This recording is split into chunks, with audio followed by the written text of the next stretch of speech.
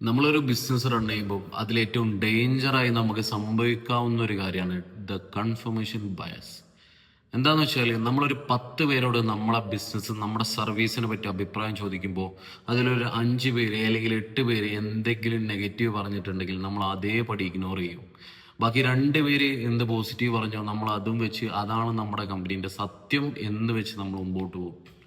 ഇതിൽ തെറ്റുണ്ടോ എന്ന് ചോദിച്ചാൽ ഒരു ഭാഗത്ത് നോക്കിയാൽ ഒരു തെറ്റുമില്ല. കാരണം ബാക്കിയുള്ള അഭിപ്രായത്തിൽ നമ്മൾ നമ്മുടെ ബിസിനസിന്റെ കാര്യങ്ങൾ ചേഞ്ച് ചെയ്യുക അല്ലെങ്കിൽ നമ്മൾ നെഗറ്റീവ് അടിച്ച് ബിസിനസ് നിർത്തുക എന്നുള്ള കാര്യത്തിലൊക്കെ ഒന്നും വരരുത്. ബട്ട് അവിടെ ഒരു പോസിറ്റീവായിട്ട് നമ്മൾ എടുക്കേണ്ട ഒരു കാര്യം എന്ന് പറഞ്ഞാൽ ഈ 8 പേര് അല്ലെങ്കിൽ 5 പേര് നമ്മളെ നെഗറ്റീവ് പറഞ്ഞിട്ടുണ്ടെങ്കിൽ വൈ, അതായത് ഒരു കാര്യമില്ലാതെ നെഗറ്റീവ് പറഞ്ഞതാണെങ്കിൽ നമുക്ക് ഇഗ്നോർ ചെയ്യാം. പക്ഷെ അവർ ഇന്ന പ്രശ്നങ്ങൾ ഉണ്ട് എന്ന് ചൂണ്ടിക്കാട്ടിയിട്ടാണ് അവർ നെഗറ്റീവ് പറയുന്നതെങ്കിൽ അവരെ നെഗറ്റീവിൽ എന്തെങ്കിലും ഒരു കാതലുണ്ടെങ്കിൽ അത് നമ്മൾ എടുക്കണം.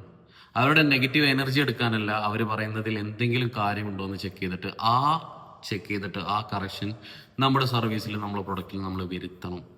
ഓക്കെ, അപ്പോൾ അല്ലാതെ നമ്മൾ വെറും 2 പേര് നല്ലത് പറഞ്ഞാൽ അടിപൊളി എന്ന് പറഞ്ഞാൽ അത് മാത്രം എടുത്തുകൊണ്ട് പോരുത്.